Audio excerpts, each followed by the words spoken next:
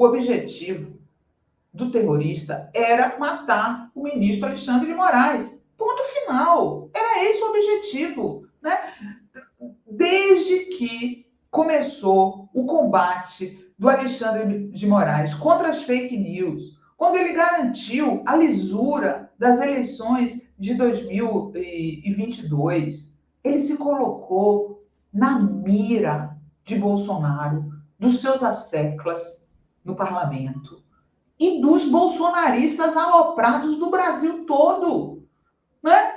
Ele queria matar o Alexandre de Moraes. Coloca aí, Tati, a irmã dele falando. Aí, ó, a mulher, ex-mulher dele. Tio França pretendia matar Alexandre de Moraes, revela a ex-esposa PF. Daiane contou também que o ex-marido frequentou acampamentos golpistas logo após o resultado eleitoral de 2022. Frequentou os acampamentos insuflado por quem? Pergunto. Pelo mito, pelo Bolsonaro. Foi o Bolsonaro que colocou esses malucos todos na rua. É Bolsonaro que instigou o golpe de 8 de janeiro. Isso não tem dúvida, gente.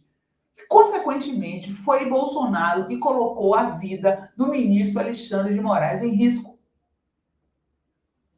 Daiane, ex-esposa de Francisco Vanderlei Luiz, conhecido nas redes como Tio França, revelou em depoimento à Polícia Federal de Santa Catarina que seu ex-marido afirmou várias vezes a ela que pretendia matar Alexandre de Moraes e quem mais estivesse perto na hora do atentado. Tio França foi morto em um atentado com explosivos provocado por ele próprio na noite dessa quarta-feira na Praça dos Três Poderes, em Brasília, né? Inclusive, a APF está com os áudios dessa senhora afirmando que ele pretendia que o objetivo dele era matar Alexandre de Moraes. Tá? Então, qualquer coisa que aconteça com o ministro Alexandre, existem responsáveis diretos na política que têm que ser responsabilizados. Ele recebeu diversas ameaças de morte, né? Depois que essas pessoas foram instigadas por Bolsonaro e seus asseclas no parlamento. Ela contou ainda que o ex-marido frequentou acampamentos golpistas de 2022, que se formaram logo após a derrota do ex-presidente Jair Bolsonaro para o atual presidente Luiz Inácio Lula da Silva. Segundo Daiane, o ex-marido compartilhou recentemente com ela e outras pessoas uma série de pesquisas sobre como atacar o STF e a Câmara dos Deputados. Ao ser perguntada pelos agentes sobre as intenções dele, Daiane respondeu que Vanderlei Luiz morreu porque foi descoberto antes de, provavelmente, executar uma coisa maior. Ela ainda disse que não frequentou o acampamento golpista em Brasília no dia 8 de janeiro, mas que participou ao lado do ex-marido de manifestações em outros locais. Tudo que ele planejava era compartilhado em grupos de mensagens, contou ela. A PF vai analisar esses grupos para investigar possíveis coautores e apoiadores envolvidos no atentado. Né? E aí, depois que esse cara morreu, começaram a aparecer e-mails no STF tratando ele como mártir, né? O que demonstra que ele não é o único. A coisa vai escalar. Outros coringas vão aparecer, né? Enquanto a cabeça da serpente fascista não for esmagada, a gente não vai ter mais um dia de paz no Brasil. Não vai. Coloca o print aí do e-mail, Tati. Olha só, gente, o que fala a pessoa? Mandou por uma plataforma anônima, essa Proton, né? Assina Candiliams, né? Um anônimo, e fala o seguinte, ó. Esclarecemos-vos que Francisco Luiz, agora no céu junto com o Pai, foi apenas um dos inúmeros mártires de nossa luta contra vós, a escória satânica do STF. Não descansaremos até acabar com a escória de Satanás. Aí mandaram esse catecismo aí com uma arma, né? Então, assim, que horror, né, gente? Que horror, a coisa pode ficar pior, né? As autoridades, né, as pessoas que atuam na área de inteligência do governo têm que agir para coibir esses psicopatas de fazer alguma coisa contra um inocente, né? Contra uma autoridade ou contra um inocente. Porque se tivesse alguém na esplanada ontem, se tivesse alguém do lado, perto desse sujeito ontem, ali perto da, né? Já não tem as grades, a pessoa podia estar ali passeando, ele teria matado a pessoa. Teria matado uma pessoa inocente, um turista que tivesse ali na Praça dos Três Poderes. Acho que não tinha, sabe por quê? Estava chovendo. Pode tirar, Tati. Não tinha, porque estava chovendo, certo? Por isso que não tinha. Ele poderia ter causado a morte de mais pessoas, além da dele, né? E o Alexandre de Moraes, eu vou colocar aqui para vocês a fala dele, muito importante, né? Ele fala, em primeiro lugar, que não há anistia e não há pacificação do país com anistia. Então, não vai ter anistia e é preciso haver punição aos culpados pelo 8 de janeiro, tá? Ele fala também que tudo começou com o gabinete do ódio do Bolsonaro. O gabinete do ódio é lá que nasce esse tipo de coisa, certo? E por último, ele também pede a regulamentação das mídias sociais. Coloca aí, é um pouco grande, né? Tem 5 minutos o vídeo, mas vale a pena assistir. O que ocorreu ontem não é um fato isolado do contexto.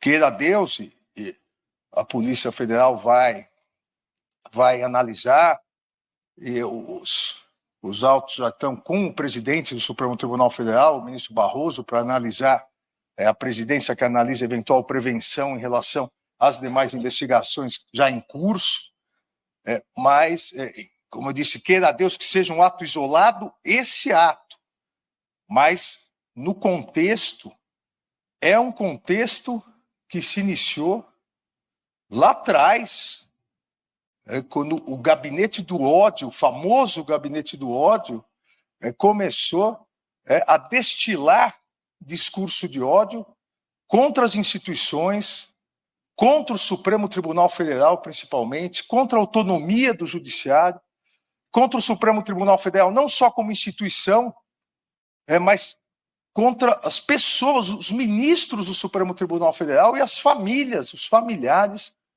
de cada um dos ministros. Isso foi se avolumando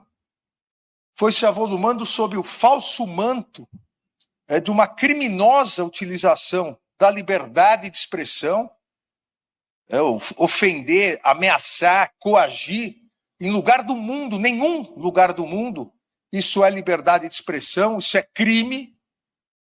Isso foi se agigantando e isso resultou, a partir da tentativa de descrédito das instituições, isso resultou no 8 de janeiro. E o 8 de janeiro, o que ocorreu, o que vem sendo investigado, o que vem sendo denunciado, o Ministério Público já ofereceu mais de 1.600 denúncias. O Supremo Tribunal Federal já condenou mais de 250 pessoas pelos crimes mais graves, de tentativa de abolição do Estado Democrático de Direito, tentativa de golpe, depredação ao patrimônio público. Mais de 250 pessoas já foram condenadas, outras, mais de 100 foram condenadas pelos crimes mais leves, de organização criminosa para atentar contra a democracia na frente dos quartéis, pedindo intervenção militar. Outras 100 pessoas, e mais de 500 fizeram acordo de não persecução penal desses crimes mais leves. A Polícia Federal está já em vias de conclusão dos inquéritos das autoridades, dos autores intelectuais, mas isso não terminou. E ontem é uma demonstração de que só é possível e é necessária a pacificação do país, mas só é possível essa necessária pacificação do país com a responsabilização de todos os criminosos. Não existe possibilidade de pacificação com anistia a criminosos. Nós sabemos, e vocês que atuam no Ministério Público sabem, que o criminoso anistiado é um criminoso impune. E a impunidade vai gerar mais agressividade, como gerou ontem. Que as pessoas acham que podem vir até Brasília, tentar entrar no Supremo Tribunal Federal para explodir o Supremo Tribunal Federal. Porque foram instigadas por muitas pessoas, lamentavelmente várias com altos cargos na República. Foram instigadas a agredir, foram instigadas a atacar, foram instigadas a tal ponto que hoje se utilizam de bombas para isso.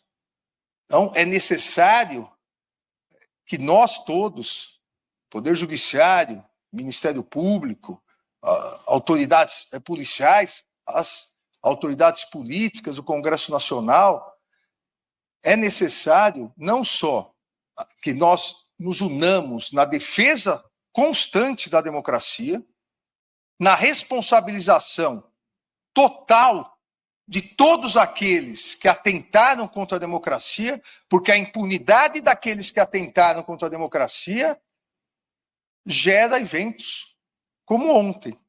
A impunidade vai gerar mais agressividade, vai gerar, como a pessoa que se suicidou ontem, a tentativa disse ele, escreveu, de uma revolução. Antes se chamava o pedido de intervenção militar, agora de uma revolução. Então, as autoridades públicas, aqueles que defendem a democracia, devem se unir exatamente para que haja responsabilização, para que haja uma regulamentação das redes sociais. Não é possível mais esse envenenamento constante pelas redes sociais. O mundo todo já está regulamentando, a Europa tem duas importantes leis, aprovou ano passado duas importantes leis, para que com isso nós possamos, aí sim, pacificar o país, voltar à normalidade, sem criminosos querendo, dia após dia, atentar contra a democracia. Olha, vou te falar, viu? A única coisa que o Temer fez de bom na vida foi indicar Alexandre de Moraes para o Supremo. O Alexandre de Moraes está se mostrando um grande defensor da democracia, viu?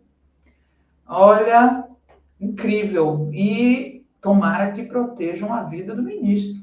É o que mais me preocupa nesse momento, é a proteção à vida do ministro, que a vida dele está em risco. A vida dele está em risco ainda mais com a vitória do Trump nos Estados Unidos e com o Elon Musk empoderado. Essas pessoas são capazes de tudo. Os extremistas de direita são capazes de tudo.